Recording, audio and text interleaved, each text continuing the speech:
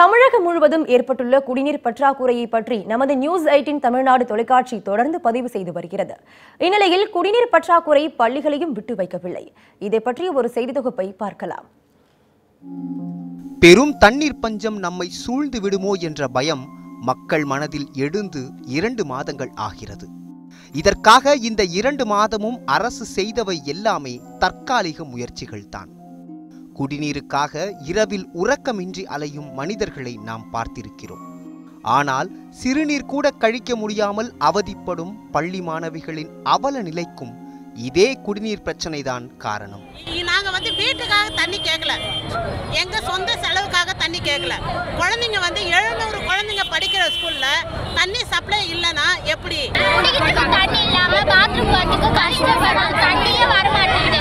Teacher கிட்ட கேட்டா பாத்ரூம்ல தண்ணி வரல, அதனால தான் அனுப்பிச்சு விட மாட்டேன்றோம் அப்படின்னு சொல்றாங்க. அதனால நான் பாத்ரூம் காலையிலிருந்து போயிட்டு குடிக்கிட்டு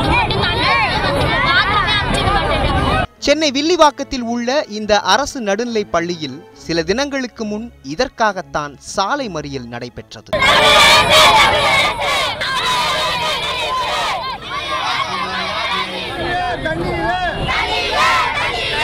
தற்போது நிலைமை சரியாகிவிட்டதாக பள்ளி ஆசிரியர்கள் கூறினாலும் இன்னும் பழைய நிலை திரும்பிய பாடில்லை. இதே பிரச்சனை தற்போது சென்னை நெசப்பாக்கத்தில் உள்ள மாநகராட்சி அரசு பள்ளியில் தலை தூக்க ஆரம்பித்திருக்கிறது. அப்படிதான் ஒவ்வொரு நாள் கை கழுவோன்னா தண்ணி இருக்காது. எடுத்துகிட்டு வர தண்ணியில் கை கழுவோம். தண்ணிலாம் காலைல எடுத்துகிட்டு வந்தவொன்னே காலி ஆகிடும். மெட்ரோ வாட்டர்லாம் வரும். ஒவ்வொரு நாளைக்கு லாரி வந்துடும், தண்ணி எடுத்துகிட்டு வந்துடுவாங்க. ஒவ்வொரு நாள் இருக்காது. பாய்ஸ் பாத்ரூம் அங்கெல்லாம் தண்ணியே கிடையாது. சுத்தமாக ஒரு மாதிரி இன்டீசென்ட்டாக தான் இருக்கும். தண்ணி வரலன்னா கழுவ மாட்டாங்க. அசிங்கமாக இருக்கும் பாத்ரூம். அது நல்லாவே இருக்காது.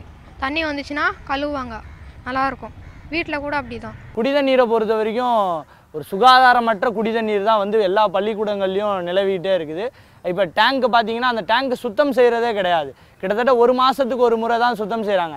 சில பள்ளிக்கூடங்களில் 1 மாதத்துக்கு ஒரு முறை விடுமுறை நாட்களில் மாணவர்களை பயன்படுத்தியே அந்த டேங்கை சுத்தம் செய்யக்கூடிய ஏற்பாடு இருக்குது. பள்ளிகள் இருக்கும் இடங்கள் மாறினாலும் தினம் தினம் இந்த பிரச்சனை தொடர்ந்து கொண்டுதான் இருக்கிறது.